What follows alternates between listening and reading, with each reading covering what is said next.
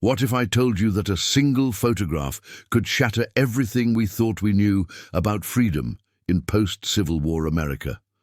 What if behind the innocent faces of children lay one of the most disturbing secrets of the Reconstruction era? What if the very image meant to showcase a family's prosperity instead became evidence of one of the most shameful chapters in American history? In 1882, 17 years after the official end of slavery, a photograph was taken in Charleston, South Carolina, that would remain hidden for nearly 3 decades. When it finally emerged from a sealed attic in 1911, it revealed a truth so shocking that it forced historians to rewrite what they thought they knew about the period following abolition. The image appeared innocent enough. 2 white children, Thomas and Elizabeth Whitmore, seated on an ornate Victorian sofa, dressed in their finest clothes and holding their cherished toys. Standing beside them with a serene expression and dignified posture was a girl identified only as Claire. For decades, those who saw the photograph assumed she was simply the daughter of the family's housekeeper, a charitable inclusion in a family portrait. But documents discovered in 1911 revealed something far more disturbing. Claire had been born into slavery, and despite the official abolition 17 years earlier, she was still living under the complete control of the family that had once owned her mother. The photograph, found in a trunk sealed away in the Whitmore family attic, became a symbol of an era when freedom was proclaimed from podiums and written into law, but rarely granted in practice. Don't forget to subscribe to our channel and hit the notification bell to uncover more hidden stories from American history that challenge everything we thought we knew. Today, we're diving deep into the story behind this haunting image. A story of Claire, a girl who should have been free, but whose reality was far more complex and heartbreaking than anyone could have imagined. This is a story that reveals the ugly truth about what freedom really meant in post-Civil War America, and how the end of slavery was often just the beginning of new forms of bondage.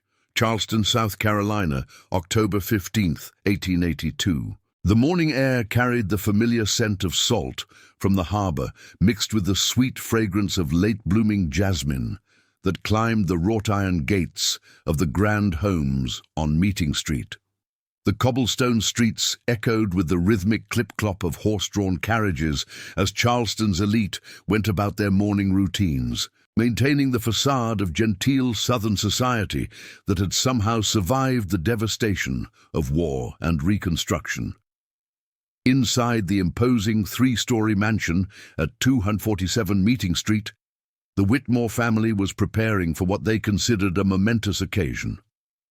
Margaret Whitmore, a woman of 42, whose steel-grey eyes reflected both the privilege of her birth and the hardness that 17 years of post-war adaptation had carved into her character, stood in the grand parlor directing the arrangement of furniture with the precision of a military commander. "Move that chair 3 inches to the left, Samuel," she instructed the elderly black man who had been with the family since before the war. "The light must fall perfectly across the children's faces. Mr. Hayes is the finest photographer in Charleston, and I will not have him think we are anything less than meticulous in our preparations." Samuel nodded silently, his weathered hands adjusting the ornate Victorian chair with practiced care. At 68, he had learned long ago that survival meant anticipating Mrs. Whitmore's wishes before she voiced them, and never under any circumstances offering suggestions or opinions unless directly asked, which was never.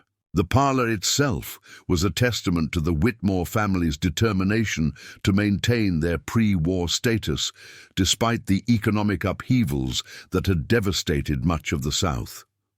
Rich burgundy wallpaper adorned the walls, punctuated by oil paintings of stern-faced ancestors who had built their fortune on rice plantations and slave labor. Heavy velvet drapes framed tall windows that looked out onto a meticulously maintained garden where ancient oak trees draped in Spanish moss created shadows that danced across manicured lawns. The furniture spoke of old money and older traditions. A mahogany dining table that could seat 16, imported from England in 1847. Crystal chandeliers that had somehow survived both the war and the lean years that followed, and the piece de résistance, an ornate sofa upholstered in cream silk that had been Mrs. Whitmore's wedding gift from her father, a man who had owned 3 plantations and over 200 enslaved people before the world changed forever. Edmund Hayes, the photographer, was a thin, nervous man in his 50s who had built a reputation among Charleston's elite for his ability to capture what they called the essence of Southern refinement.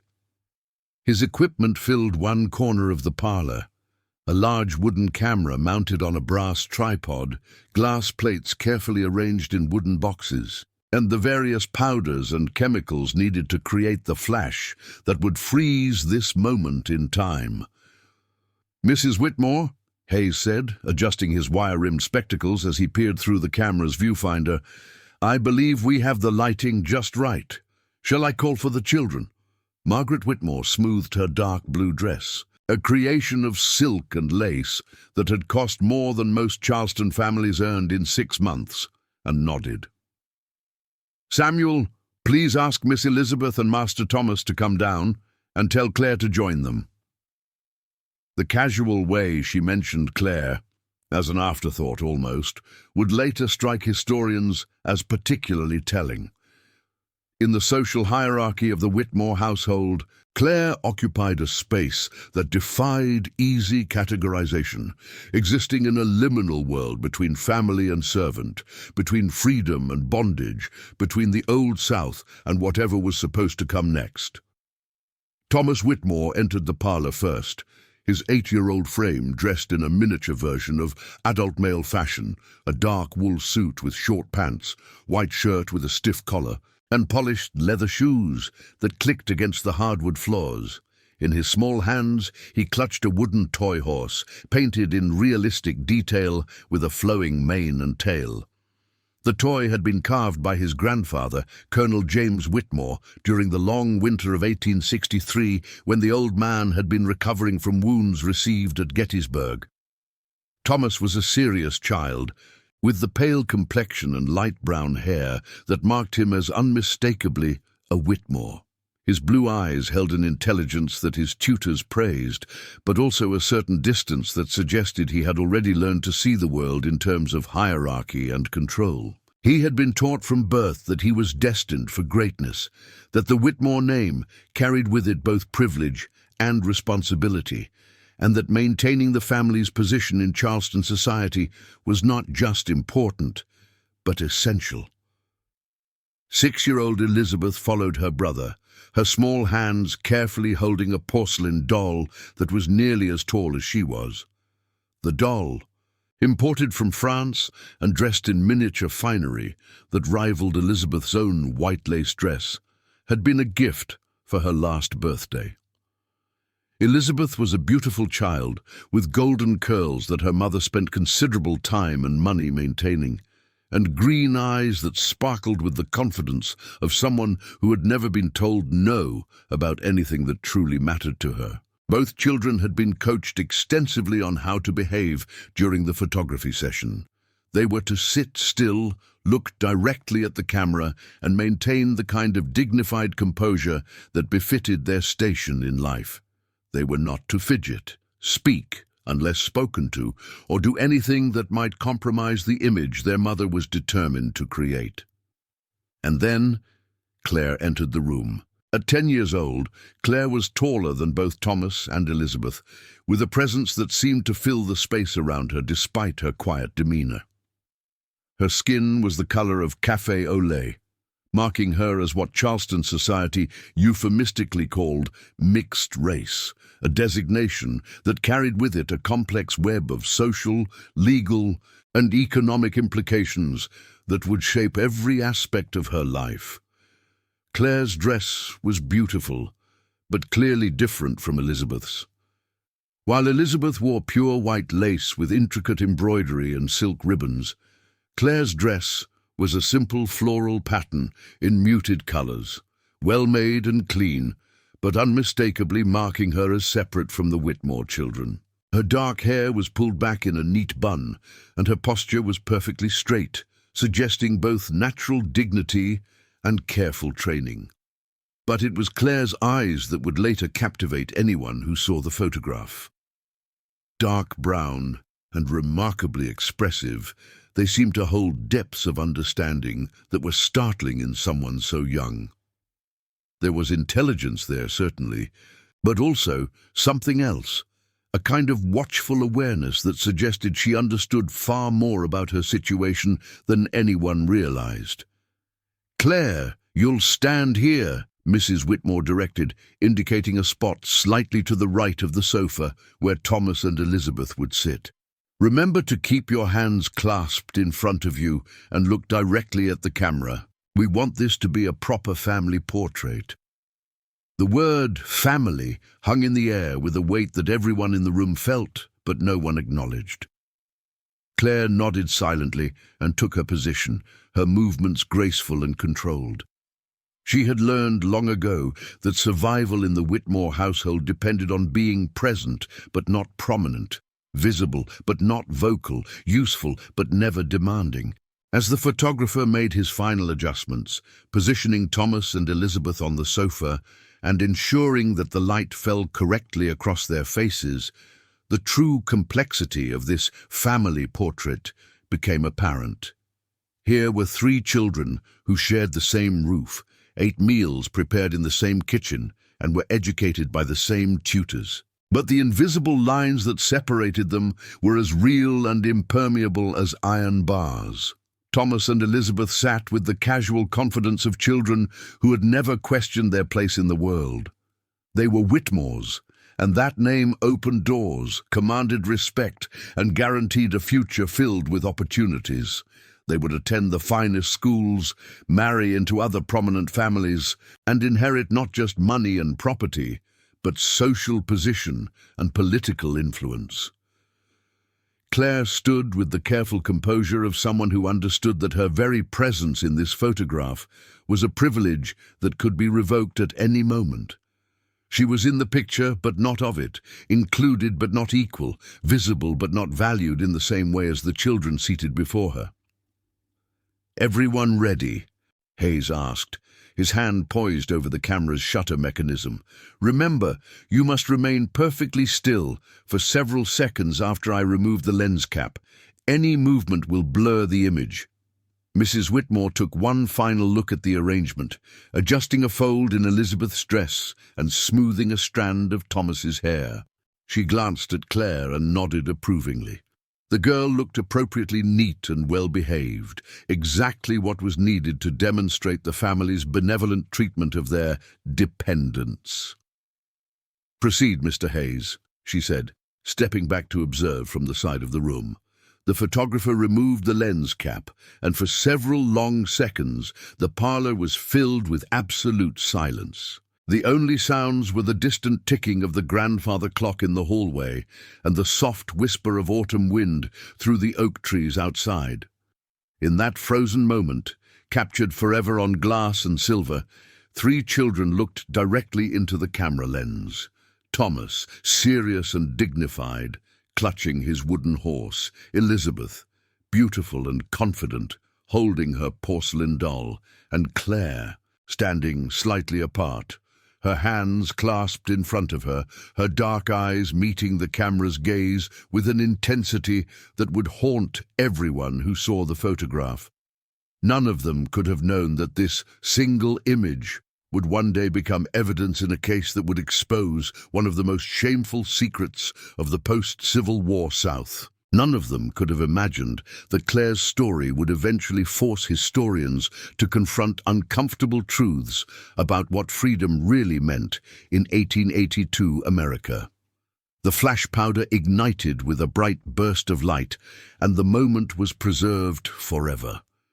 But the story behind that moment, the story of Claire and the Whitmore family, was just beginning to unfold. To understand Claire's presence in that 1882 photograph, we must journey back to a time when the Whitmore plantations stretched across 3,000 acres of South Carolina lowcountry, when the family's wealth was built on the backs of over 200 enslaved human beings, and when the very idea that slavery might one day end seemed as impossible as the notion that the sun might rise in the west. The Whitmore plantation, established in 1798 by Thomas's great-grandfather, Jeremiah Whitmore, had been one of the most prosperous rice plantations in the Charleston area. The family's fortune was built on their mastery of the complex tidal rice cultivation system, a method of farming that required intimate knowledge of the coastal waterways and an enormous amount of backbreaking labor. It was on this plantation, in a small cabin behind the main house, that Sarah was born in 1845. Sarah's mother, Celia, had been purchased by Jeremiah Whitmore in 1820 from a slave market in Charleston, separated forever from her own family in Virginia. Celia had been chosen specifically for her experience in rice cultivation, knowledge that had been passed down through generations of enslaved Africans who had transformed the South Carolina lowcountry into one of the wealthiest regions in America. Sarah grew up in the shadow of the big house, learning from her mother the skills that would make her valuable to the Whitmore family. Cooking, cleaning, sewing, and the countless other tasks that kept a plantation household running smoothly. But Sarah was also beautiful, with light brown skin and features that caught the attention of James Whitmore, Jr., the plantation owner's eldest son. James Jr. was 22 in 1867 when he returned from the University of South Carolina, full of romantic notions about Southern honor and the natural order of society. He was also heir to one of the largest fortunes in South Carolina, destined to inherit not just vast wealth, but also the responsibility of maintaining the Whitmore family's position at the apex of Charleston society. The relationship that developed between James Jr. and Sarah was not uncommon on southern plantations, but it was always understood within the context of absolute power imbalance. Sarah had no choice in the matter. She was property, and her body, like her labor, belonged to the Whitmore family. When she became pregnant in early 1871, the child she carried was both James Jr.'s offspring and the Whitmore family's property. But history intervened before the child could be born into slavery. The Civil War had ended in 1865, and the 13th Amendment had officially abolished slavery throughout the United States. By the time Claire was born on March 15, 1872, she was technically free. But the reality of her situation was far more complicated. James Jr. had died at the Battle of Chancellorsville in May 1863, 8 years before Claire's birth, but not before leaving behind a letter acknowledging his relationship with Sarah and expressing his intention to provide for any children that might result from their union. The letter, written in the romantic language typical of young Southern gentlemen of the era, spoke of his deep affection for Sarah and his desire to ensure her welfare and that of our progeny. But James Jr., his noble intentions died with him on a Virginia battlefield, and the letter remained hidden in his personal effects, unknown to his family for decades. As far as the surviving Whitmores were concerned, Claire was simply the daughter of a former slave who had remained on the plantation after emancipation, and Sarah had indeed remained. Like thousands of formerly enslaved people across the South, she found herself free in name, but trapped by circumstances that made true freedom impossible. She had no money, no education, no family connections outside the plantation, and no skills that were valued in the broader economy. The Whitmore plantation was the only home she had ever known, and the Whitmore family was the only source of employment available to her. Margaret Whitmore, who had married James Jr.'s younger brother Robert in 1869, saw an opportunity in Sarah's situation. The plantation was struggling to adapt to free labor, and finding reliable domestic help was becoming increasingly difficult as formerly enslaved people left the area in search of better opportunities. Sarah was skilled, trustworthy, and had nowhere else to go. She was the perfect solution to Margaret's household management problems. The arrangement that developed was presented as mutually beneficial. Sarah would continue to live on the plantation, now as a paid employee rather than enslaved property. She would receive a small wage, room and board, and the security of continued employment.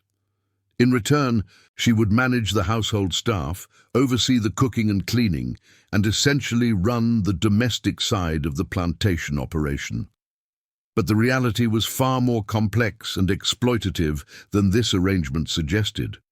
Sarah's wages were minimal, barely enough to purchase basic necessities, and were often paid in credit at the plantation store rather than cash. Her room was the same cabin she had occupied as a slave, and her board consisted of the same basic rations that had been provided to enslaved workers. Most importantly, Sarah understood that her continued employment and her access to housing and food depended entirely on Margaret Whitmore's goodwill. She had no legal protections, no contract guaranteeing her wages or working conditions, and no recourse if she was dismissed.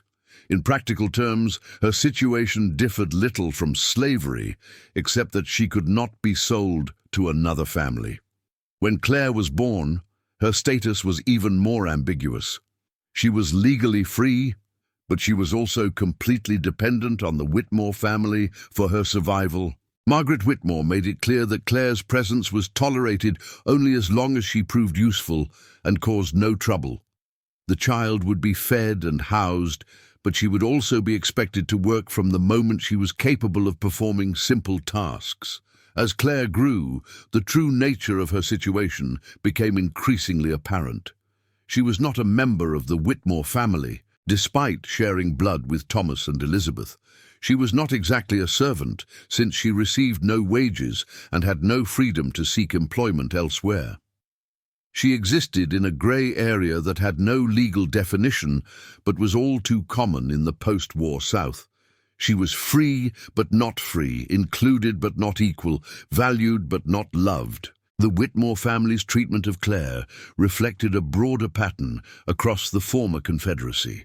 While the 13th Amendment had abolished slavery, it had not addressed the economic and social structures that had made slavery profitable.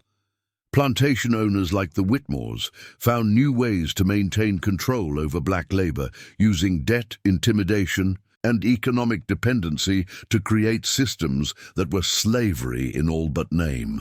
Sharecropping trapped millions of formerly enslaved people in cycles of debt that made it impossible to achieve true economic independence. Convict leasing allowed southern states to rent out prisoners, the vast majority of whom were black men arrested on trumped-up charges, to private companies for labor that was often more brutal than plantation slavery had been.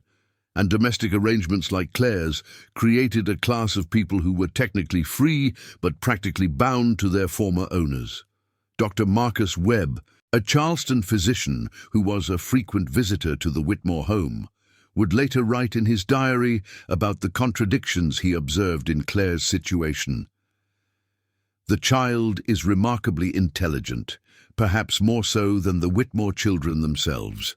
She reads voraciously, solves mathematical problems with ease, and displays a natural curiosity about the world that is both admirable and heartbreaking. Yet she carries herself with a resignation that no child should possess. She knows her place in this household, and she knows that place will never change, regardless of her abilities or accomplishments. Webb's observations were particularly significant because he was one of the few people outside the immediate family who had regular contact with Claire. Most visitors to the Whitmore home either never saw her or assumed she was simply a well-treated servant's child. The family was careful to maintain the fiction that Claire was Sarah's daughter and nothing more, a charitable case that demonstrated their Christian benevolence toward their former slaves. But maintaining this fiction required constant vigilance and careful management of Claire's interactions with the outside world. She was educated alongside Thomas and Elizabeth by private tutors, but she was instructed to remain silent about her lessons when visitors were present. She wore nice clothes for public appearances, but they were always clearly different from what the Whitmore children wore. She was included in family activities, but always in a subordinate role that reinforced her status as dependent rather than equal. The psychological impact of this treatment on Claire was profound. She grew up understanding that she was simultaneously valued and worthless, included and excluded, family and stranger. She learned to read the subtle signals that indicated when she should make herself visible and when she should disappear. She developed the kind of hypervigilance that comes from living in a situation where safety depends on correctly interpreting the moods and desires of those who hold absolute power over your life. Perhaps most cruelly, Claire was smart enough to understand exactly what was being done to her. She could see that Thomas and Elizabeth, who were no more intelligent or capable than she was, were being prepared for lives of privilege and opportunity while she was being groomed for a lifetime of service and dependency. She understood that the accident of her birth, being born to an enslaved mother rather than a free white woman, had determined her fate as surely as if it had been written in stone.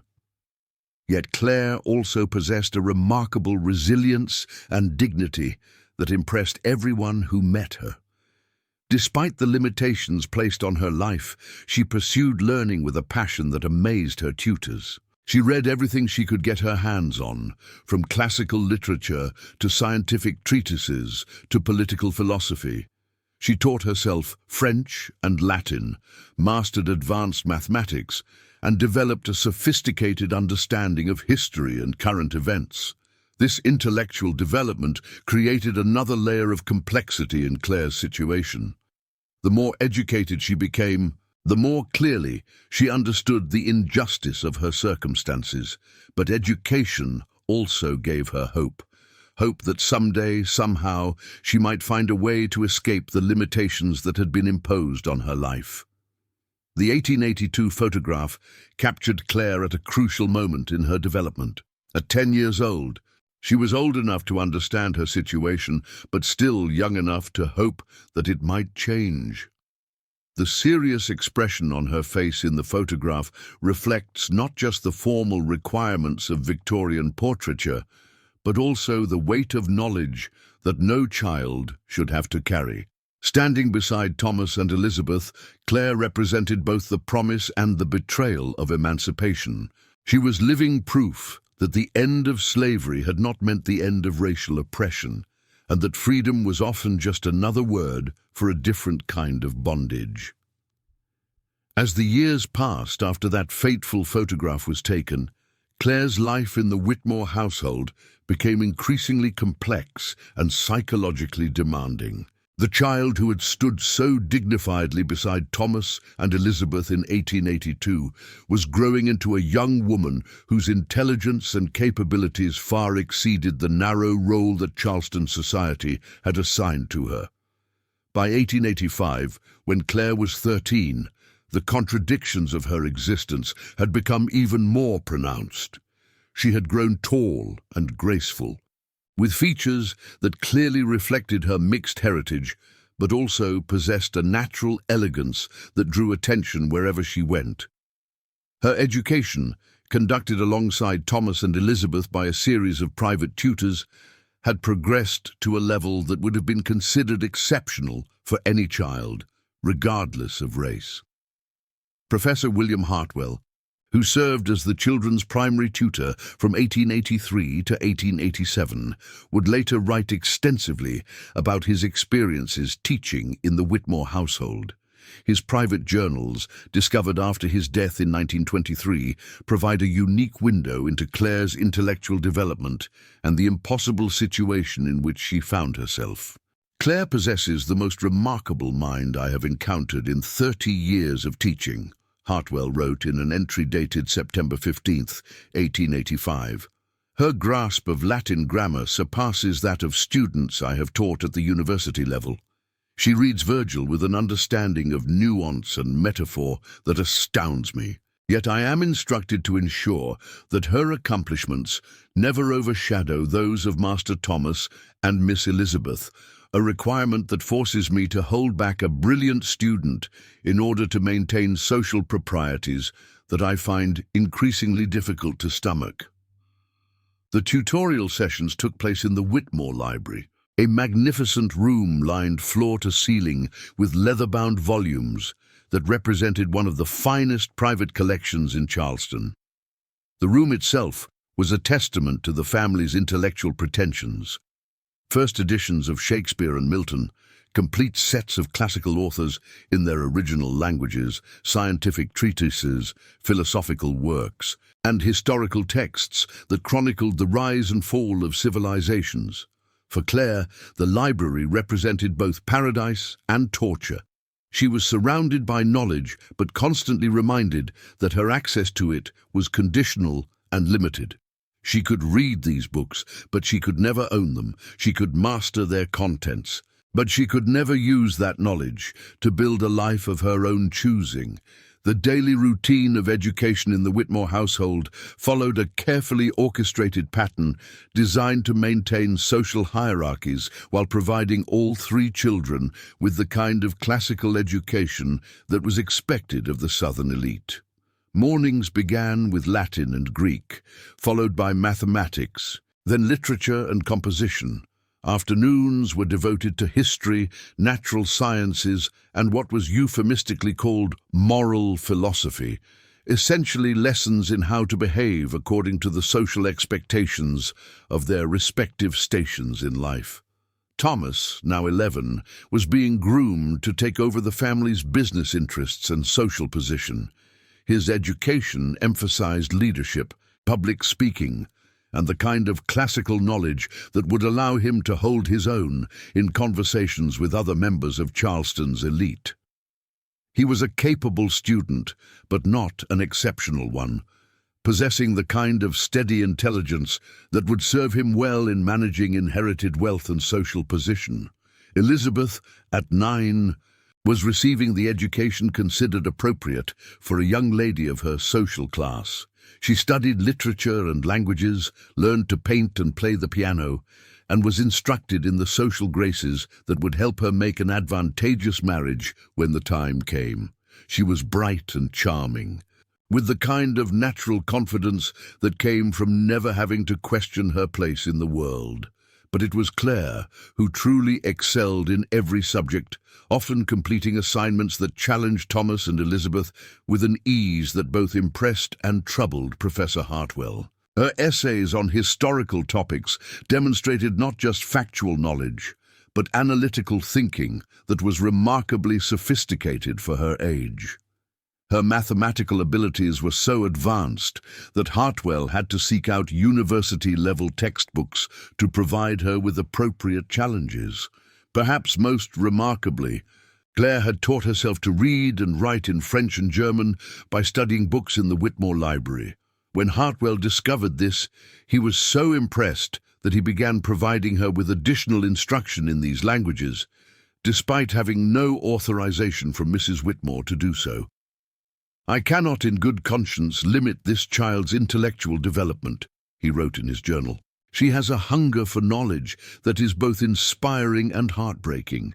She devours every book I give her, asks questions that demonstrate genuine understanding, and makes connections between different subjects that show a truly first-rate mind.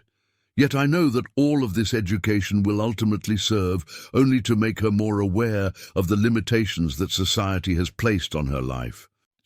The social dynamics of these tutorial sessions were carefully managed by Mrs. Whitmore, who often observed from the doorway to ensure that proper hierarchies were maintained. Claire was expected to defer to Thomas in discussions, even when she clearly knew more about the subject at hand. She was required to help Elizabeth with her lessons, but in a way that made it appear that Elizabeth was simply receiving sisterly assistance rather than tutoring from someone more advanced. Most painfully, Claire was forbidden from expressing opinions or asking questions that might challenge the social order that kept her in her subordinate position. When the children studied the American Revolution, for example, Claire was not allowed to comment on the contradiction between the colonists' demands for freedom and their continued enslavement of Africans. When they read about ancient Rome, she could not point out the parallels between Roman slavery and the system that had recently ended in the American South. These restrictions created a constant tension in Claire's educational experience. She was encouraged to learn, but not to think critically about what she learned. She was praised for her intelligence, but warned never to display it in ways that might make others uncomfortable. She was given access to knowledge, but denied the freedom to use that knowledge to question or challenge the circumstances of her own life. The psychological impact of this educational paradox was profound.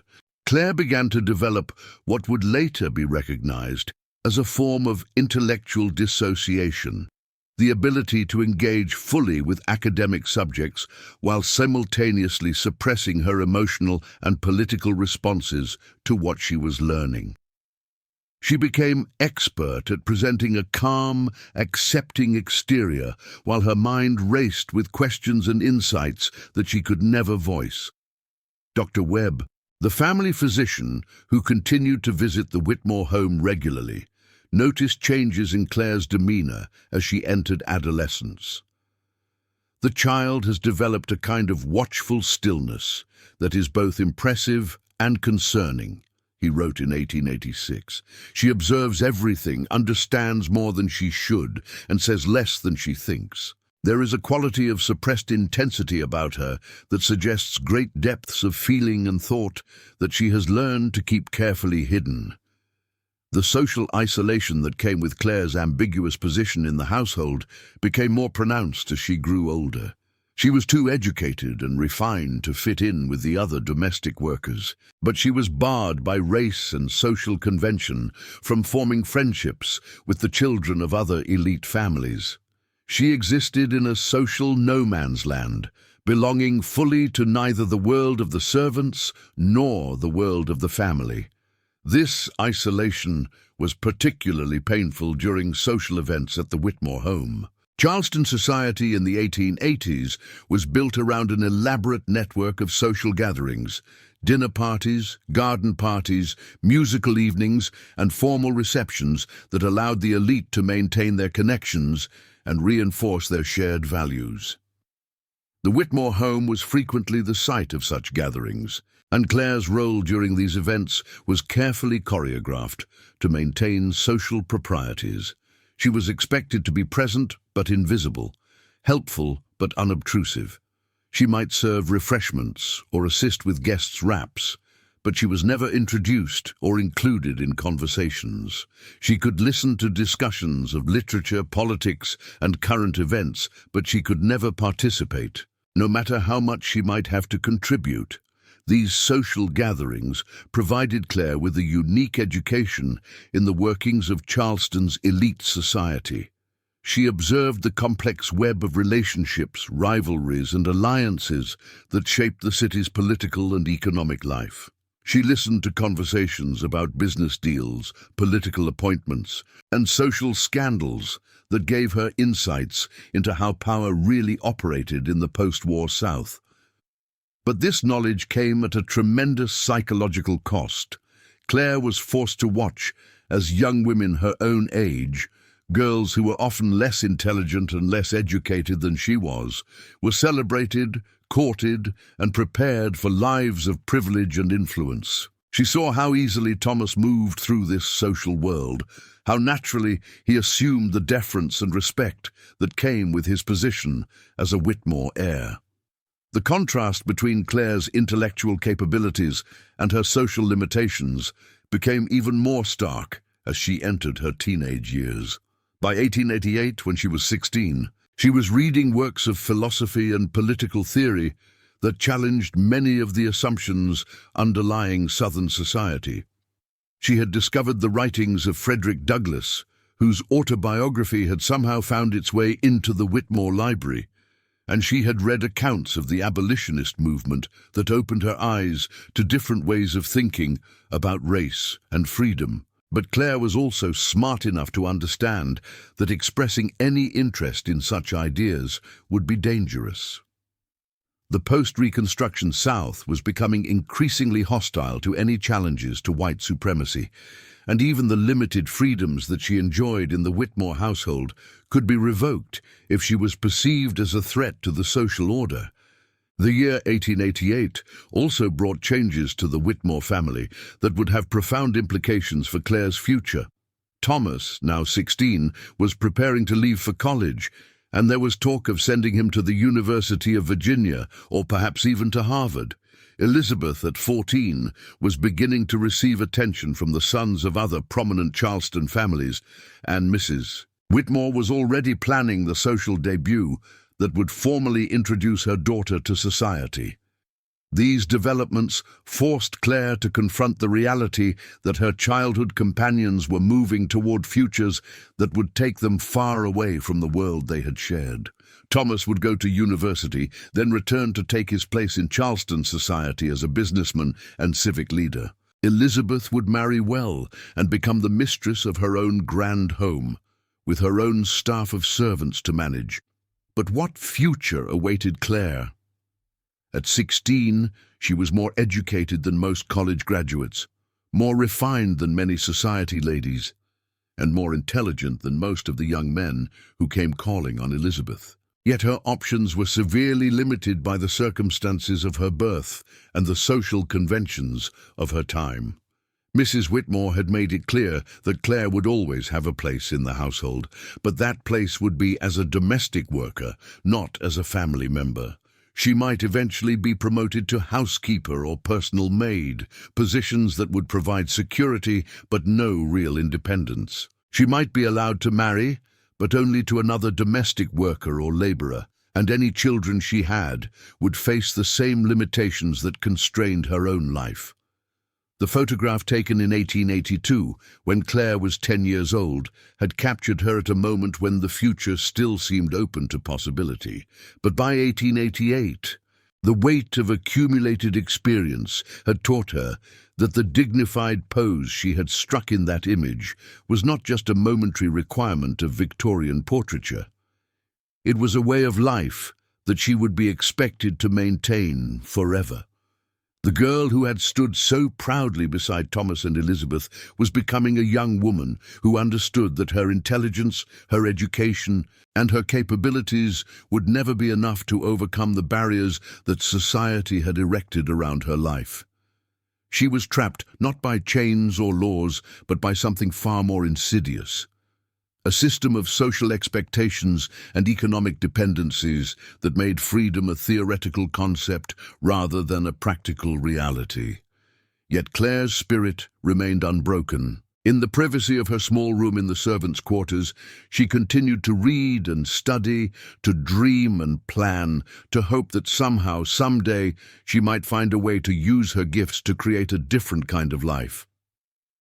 The photograph from 1882 had captured not just her image, but her essence, the dignity, intelligence, and quiet strength that would sustain her through the challenges that lay ahead. The photograph that had captured Claire, Thomas, and Elizabeth in 1882 remained hidden in the Whitmore family attic for 29 years, locked away in a cedar trunk, along with other family memorabilia that Margaret Whitmore had deemed too sensitive for public viewing. It might have remained there forever, its secrets buried with the generation that created them, if not for a series of events that began with Thomas Whitmore's unexpected death in the winter of 1911. Thomas had grown into the man his family had always expected him to become. After graduating from the University of Virginia in 1894, he had returned to Charleston to take over the family's business interests, which had evolved from rice planting to real estate development and banking. He had married well. His wife, Catherine, was the daughter of a prominent Savannah family and had established himself as a respected member of Charleston's business and social elite. But Thomas had also carried with him, throughout his adult life, a burden of guilt and shame that grew heavier with each passing year. The boy who had sat so confidently beside Claire in that 1882 photograph had become a man who could never forget the injustices he had witnessed and, through his silence, helped to perpetuate. In the months before his death, Thomas had begun to speak more frequently about the past, often in ways that puzzled and concerned his family. He would make cryptic references to debts that needed to be paid and truths that needed to be told. His wife attributed these comments to the stress of business pressures and the declining health that would eventually claim his life at the age of 37. But Thomas's son, Robert, who was 22 in 1911 and had recently graduated from Harvard Law School, sensed that his father's comments reflected something deeper than business concerns or physical illness. Robert had always been struck by his father's unusual sensitivity to issues of racial justice, unusual, that is, for a white Southern gentleman of his generation. Thomas had quietly supported efforts to improve educational opportunities for black children in Charleston, had insisted on paying fair wages to his employees regardless of race, and had spoken out against the increasingly harsh Jim Crow laws that were being enacted across the South. When Thomas died suddenly of a heart attack in February 1911, Robert was tasked with settling his father's estate and going through his personal effects. It was during this process that he discovered the locked cedar trunk in the attic, along with a letter addressed to him in his father's handwriting. The letter, dated just 2 weeks before Thomas's death, contained instructions that would change everything Robert thought he knew about his family's history. "My dear son," the letter began, "if you are reading this, then I have passed from this world without finding the courage to tell you the truth that has haunted me for nearly 30 years. In the trunk beside this letter, you will find documents and photographs that reveal a shameful chapter in our family's history, a chapter that I have been too cowardly to confront during my lifetime, but which I pray you will have the strength to address after my death." With trembling hands, Robert opened the trunk and discovered a collection of items that would force him to completely reassess everything he had been taught about his family's past. There were legal documents, correspondence, financial records, and most shocking of all, the 1882 photograph of his father as a child, sitting beside his Aunt Elizabeth and a black girl who had been identified to Robert throughout his childhood as simply the daughter of our former housekeeper. But the trunk also contained other documents that told a very different story. There was a birth certificate for Claire, listing her mother as Sarah and her father as James Whitmore Jr., Robert's uncle who had died in the Civil War. There were letters from James Jr. to Sarah, expressing his love for her and his intention to provide for their child. There were financial records showing payments made to Sarah over the years, not as wages for domestic work, but as what the documents called support for the natural daughter of James Whitmore Jr. Most damning of all was a confession letter that Thomas had written but never sent, detailing the true nature of Claire's relationship to the family and the cruel deception that had been maintained for decades. "Claire was our sister in blood," Thomas had written, "the daughter of our Uncle James and his beloved Sarah.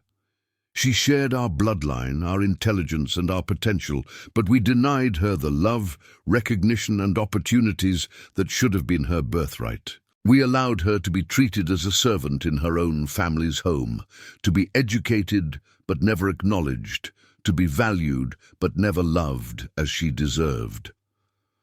The letter went on to describe Claire's exceptional intelligence, her dignity in the face of impossible circumstances, and the family's systematic efforts to suppress any recognition of her true parentage. Thomas wrote about the psychological torture of watching Claire excel in her studies, while knowing that her achievements would never be acknowledged or rewarded. He described the pain of seeing her treated as a subordinate by visitors who would have been honored to meet her if they had known her true identity. "She was the best of us," Thomas concluded, and we destroyed her chances for happiness because we were too cowardly to challenge the social conventions that made our comfort possible. I have spent my entire adult life trying to atone for this sin, but I know that nothing I have done can compensate for the injustice we inflicted upon her. Robert spent days going through the documents, piecing together the full story of Claire's life in the Whitmore household. He discovered that she had remained with the family until 1895, when she was 23 years old. The circumstances of her departure were unclear from the documents, but there were hints that she had finally found the courage to leave on her own terms. There was a brief note in Margaret Whitmore's handwriting, dated March 1895, that simply stated, "Claire departed this morning, left no forwarding address. Sarah is distraught." There were also financial records showing that a significant sum of money, equivalent to several years' wages for a domestic worker, had been withdrawn from the family accounts around the same time. Robert began to suspect that his father had secretly provided Claire with the means to escape, perhaps finally finding the courage to act on the guilt that had tormented him for so long. But if so, Thomas had never revealed what had become of her, or whether his assistance had enabled her to build the kind of life that her intelligence and capabilities deserved. Determined to learn more about Claire's fate and to make amends for his family's treatment of her, Robert hired private investigators to search for any trace of her after 1895. He placed advertisements in newspapers across the country, describing Claire and asking for any information about her whereabouts. He contacted schools, churches, and social organizations that might have records of a highly educated black woman who had arrived in their communities in the mid-1890s. The search proved frustrating and largely fruitless. The investigators found several women who matched Claire's general description, but none who could be definitively identified as the Claire from the Whitmore household. The trail seemed to have gone completely cold, as if she had simply vanished from the historical record. But the search did reveal something important about the broader context of Claire's story. Robert discovered that there were hundreds, perhaps thousands, of similar cases across the post-war South, mixed-race children who had been born into slavery or in the immediate aftermath of emancipation, who had been raised in white households but denied recognition or inheritance rights, and who had eventually disappeared into the anonymity of a society that preferred not to acknowledge their existence. Dr. Angela Morrison, a historian at the University of South Carolina who became interested in Claire's story after Robert contacted the university for assistance, would later write, "Claire's case represents a hidden chapter in American history, the story of children who were caught between two worlds, who possessed the education and refinement of the white elite, but were denied access to the opportunities that should have accompanied such advantages. These children often possessed remarkable talents and capabilities, but they were forced to navigate a society that had no place for them."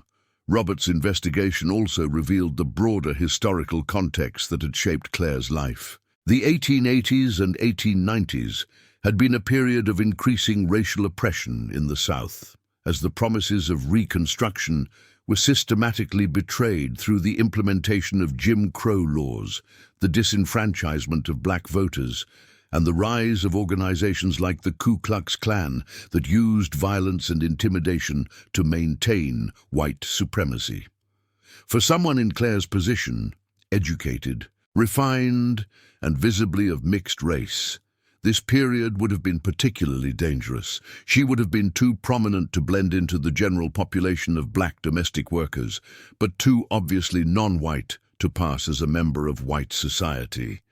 Her very existence challenged the racial categories that post-Reconstruction society was desperately trying to enforce. In 1913, 2 years after discovering the truth about Claire, Robert made a decision that shocked Charleston society. He donated the 1882 photograph and all the related documents to the Charleston Historical Society, along with a detailed account of his family's treatment of Claire and a public apology for the injustices she had suffered. The donation created a sensation in Charleston's social circles. Many of Robert's friends and business associates urged him to reconsider, arguing that exposing such family secrets would damage the Whitmore name and accomplish nothing positive. But Robert was determined to ensure that Claire's story would not be forgotten, even if he could not locate her to make direct amends. "My family profited from a system of oppression that denied basic human dignity to people like Claire," Robert wrote in a statement that was published in the Charleston News and Courier. "We cannot undo the harm that was done, but we can ensure that the truth is told and that Claire's intelligence, dignity, and strength are finally acknowledged and honored." The Charleston Historical Society initially hesitated to accept the donation, fearing that it might be too controversial for public display. But Dr. Morrison and other historians argued that Claire's story was too important to suppress, and in 1915, the photograph and documents became part of a groundbreaking exhibition titled Hidden Lives: The Untold Stories of Reconstruction. Nay, the exhibition drew visitors from across the country and sparked a broader conversation about the hidden histories of the post-Civil War period. Scholars began to search for similar cases, and gradually a more complete picture emerged of the complex ways that racial oppression had operated in the decades following emancipation. Claire's photograph became one of the most powerful images in the exhibition. Visitors were struck by the dignity and intelligence visible in her young face, and by the tragic irony of her position in the family portrait. Here was a child who clearly belonged with the family, yet was forever marked as separate and subordinate. The photograph also became a symbol of the broader failure of Reconstruction to deliver on its promises of equality and justice. Claire's story illustrated how the end of slavery had not meant the end of racial oppression, but had simply led to the creation of new forms of bondage that were often more psychologically cruel than the old system had been. In the decades that followed, historians would use Claire's story to illustrate the complex realities of race relations in the post-war South. Her case became a standard example in textbooks and scholarly articles about the period, helping to educate new generations about the gap between the legal promises of emancipation and the lived realities of formerly enslaved people and their children. But perhaps the most important legacy of Claire's story was the way it humanized the broader historical narrative. Instead of abstract discussions of laws and policies, Claire's photograph put a human face on the injustices of the post-Reconstruction era. Her dignified presence in that 1882 image served as a powerful reminder that behind every historical statistic was a real person with hopes, dreams, and capabilities that had been crushed by systems of oppression. Dr. Morrison, who spent much of her career studying cases like Claire's, would later write, "Claire's photograph forces us to confront uncomfortable truths about American history.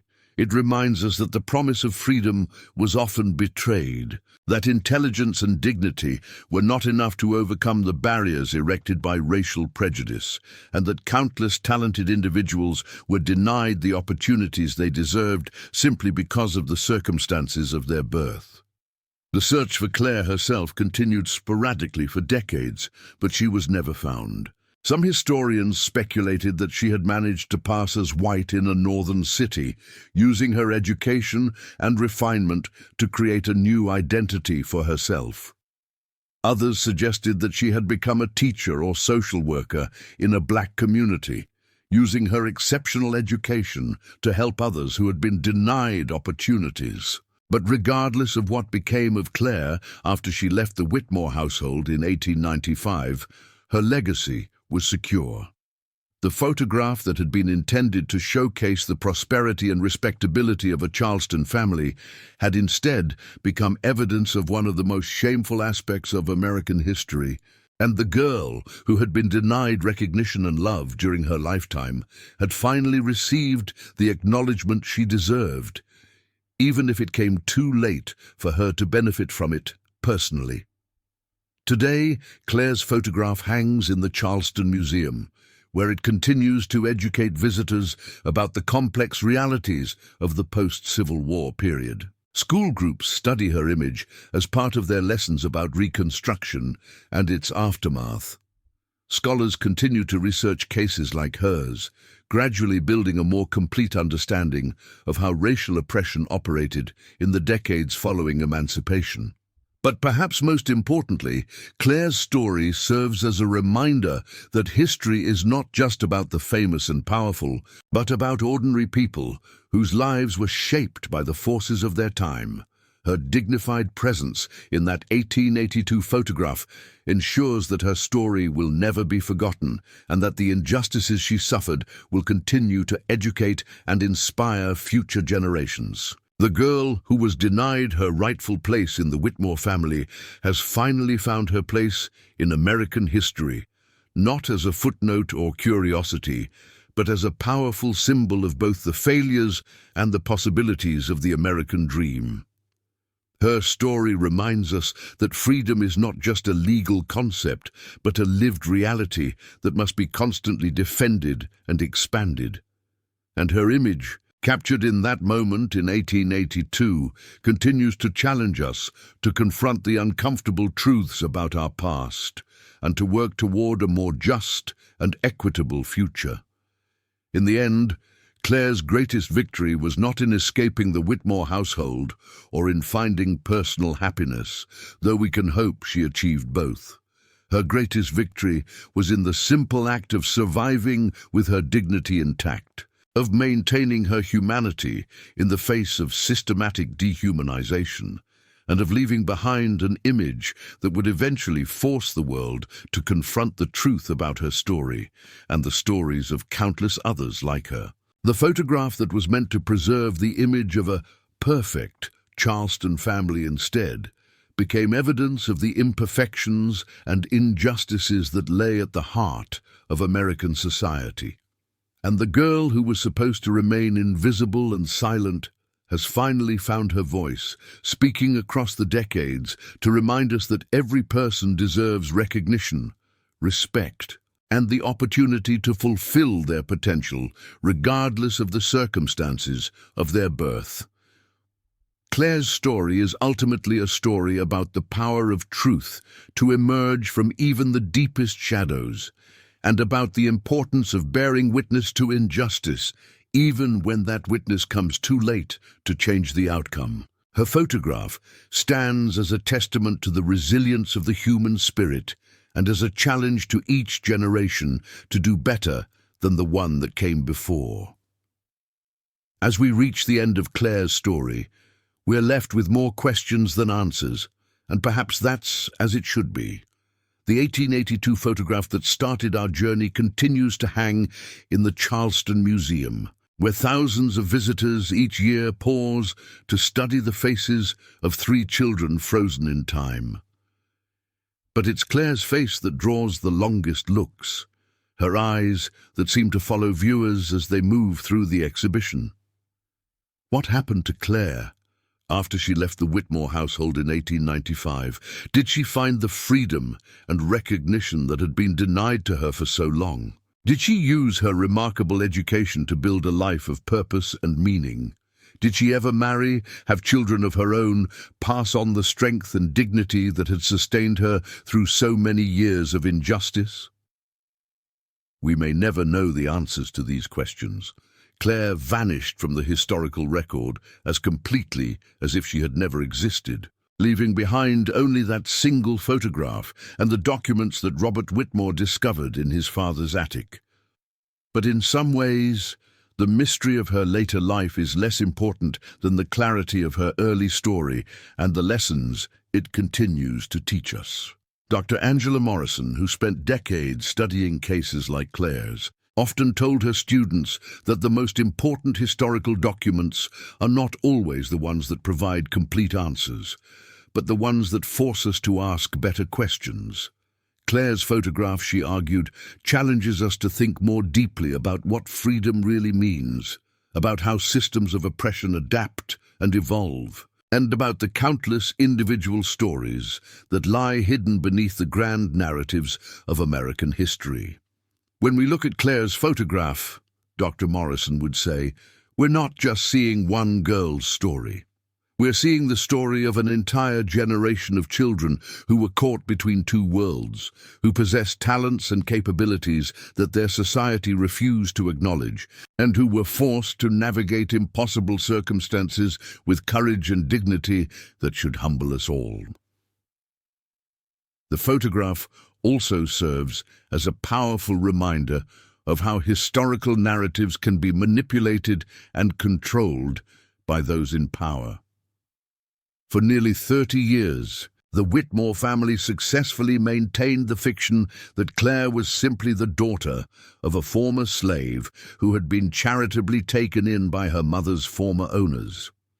This lie was accepted without question by Charleston society because it fit comfortably within existing assumptions about race, class, and social hierarchy.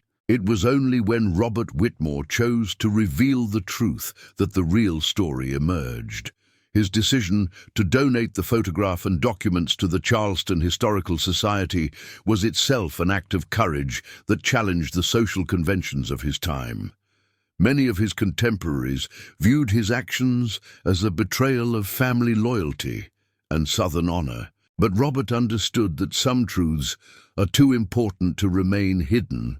The broader historical context that shaped Claire's life, the failure of Reconstruction, the rise of Jim Crow laws, the systematic disenfranchisement of Black Americans, is well documented in history books. But Claire's story puts a human face on these abstract historical processes. She shows us what it meant, in practical and personal terms, to live through this period of American history as someone who didn't fit neatly into the racial categories that society was desperately trying to enforce. Claire's exceptional intelligence and education make her story particularly poignant, but they also make it representative of a broader pattern. Across the post-war South, there were thousands of mixed-race children who possessed talents and capabilities that their society refused to acknowledge. Some, like Claire, were raised in white households but denied recognition as family members. Others were abandoned entirely, left to make their way in a world that had no place for them. The tragedy of these lost talents is incalculable. How many potential doctors, lawyers, teachers, scientists, and leaders were denied the opportunities they needed to develop their gifts? How many innovations, discoveries, and contributions to human knowledge were lost because society chose to judge people by the color of their skin rather than the content of their character? Claire's story also illuminates the particular cruelties of psychological oppression. Physical slavery was brutal and dehumanizing, but at least it was honest about what it was. The system that trapped Claire was more insidious because it operated through manipulation, gaslighting, and the constant reinforcement of artificial hierarchies. She was told she was valued while being treated as worthless, told she was family while being excluded from family privileges, told she was free while being denied any real choices about her life. The psychological resilience that Claire displayed in the face of these contradictions is remarkable. She managed to maintain her dignity and humanity despite being subjected to treatment that was designed to break her spirit. She pursued learning and self-improvement even when she knew that her achievements would never be properly recognized or rewarded.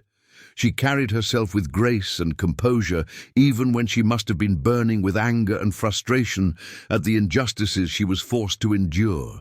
This resilience was not unique to Claire.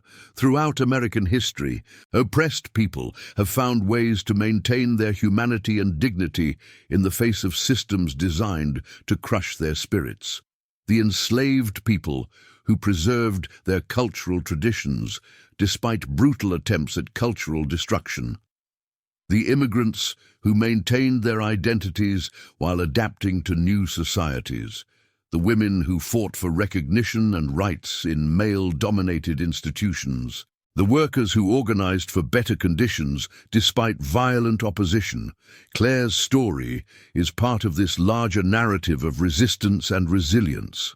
Her quiet dignity in that 1882 photograph represents not just her individual strength, but the collective strength of all those who have refused to be broken by oppression. The discovery of Claire's story in 1911 came at a crucial moment in American history. The country was entering a period of progressive reform, with movements for women's suffrage, workers' rights, and social justice gaining momentum. The revelation of the Whitmore family's treatment of Claire contributed to a growing awareness that the promises of American democracy had not been extended to all Americans, and that significant reforms were needed to create a more just society. The photograph became a powerful tool for educators and activists who were working to challenge racial prejudice and promote understanding. It provided concrete evidence of the human cost of discrimination and helped to personalize abstract discussions of civil rights and social justice. In the decades that followed, Claire's image would be used in countless textbooks, museum exhibitions, and educational programs. Her story became a standard example in courses on American history, sociology, and civil rights. Generations of students learned about the complexities of the post-Civil War period by studying her photograph and reading about her experiences.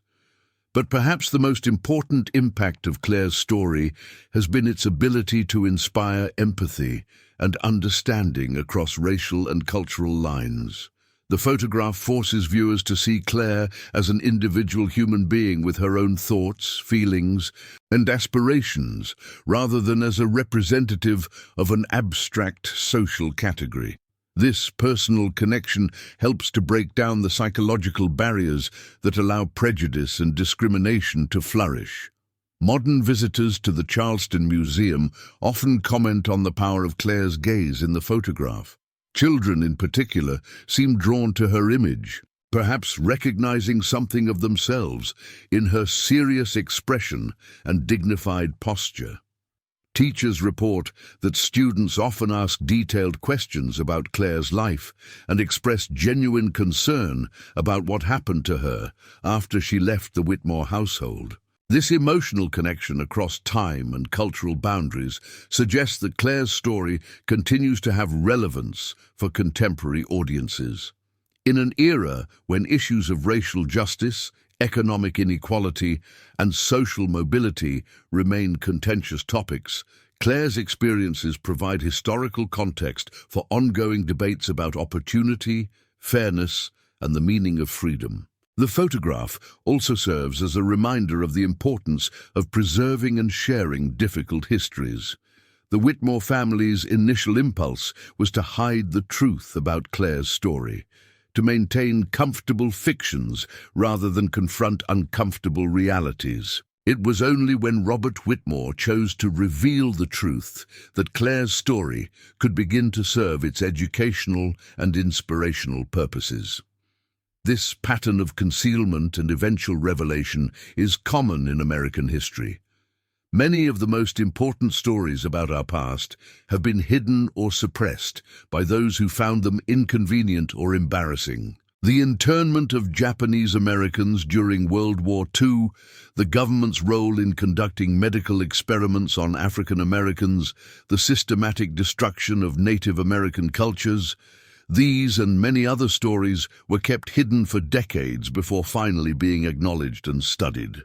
Claire's story reminds us that historical truth has a way of emerging, even when powerful forces try to suppress it.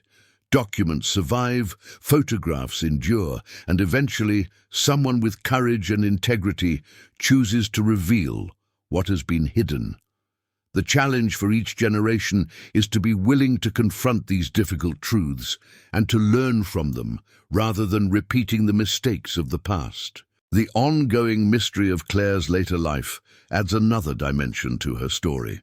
The fact that she disappeared so completely from the historical record suggests that she may have succeeded in creating a new identity for herself, perhaps in a northern city where her education and refinement would have been valued rather than seen as threatening. The money that Thomas Whitmore apparently provided for her escape would have given her the resources needed to start over in a new place.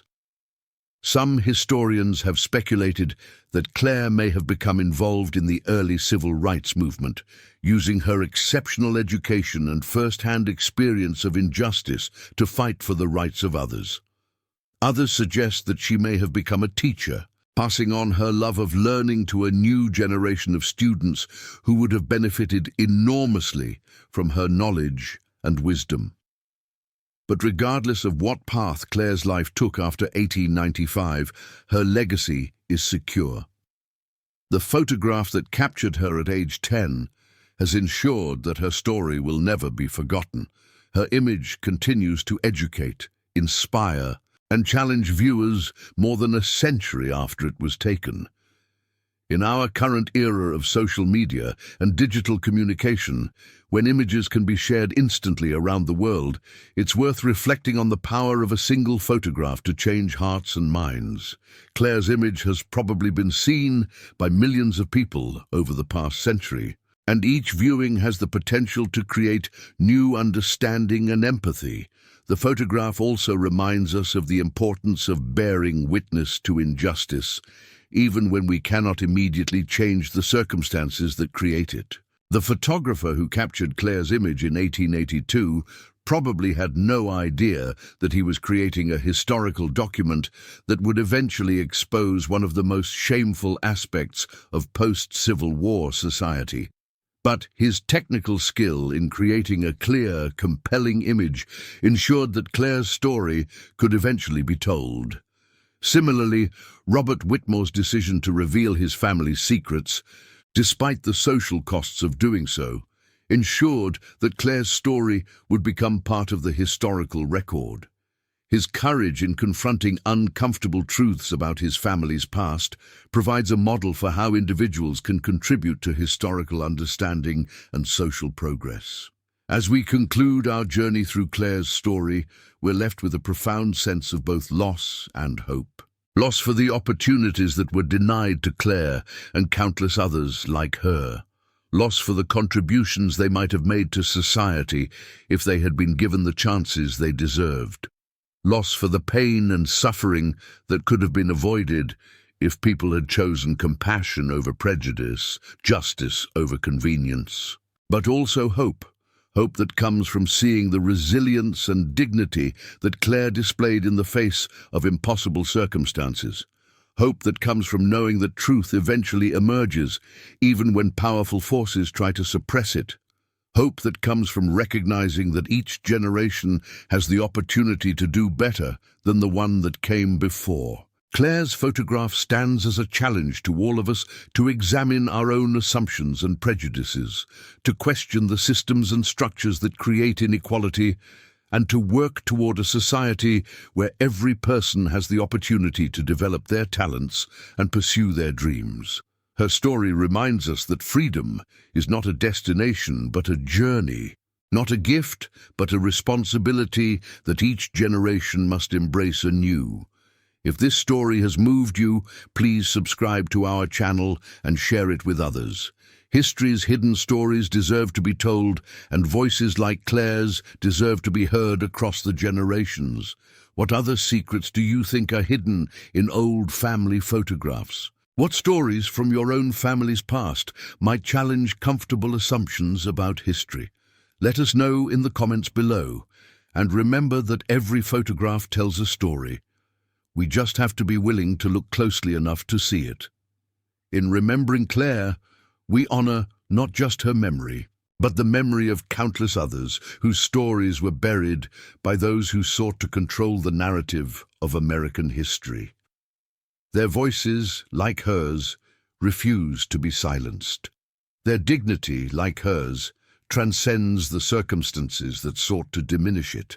and their legacy, like hers, continues to inspire and challenge us to build a more just and equitable world. The girl who stood so proudly in that Charleston parlor in 1882 has finally taken her rightful place in American history, not as a footnote or curiosity, but as a powerful symbol of both the failures and the possibilities of the American dream.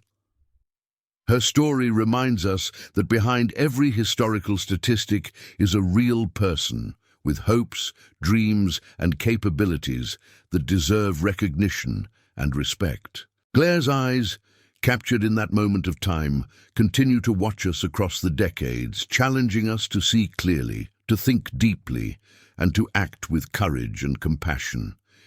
In meeting her gaze, we accept the responsibility to ensure that her story, and the stories of all those who have been marginalized and forgotten, continue to be told, remembered, and honored. The photograph that was meant to preserve the image of a perfect Charleston family instead became a window into the imperfect heart of American society.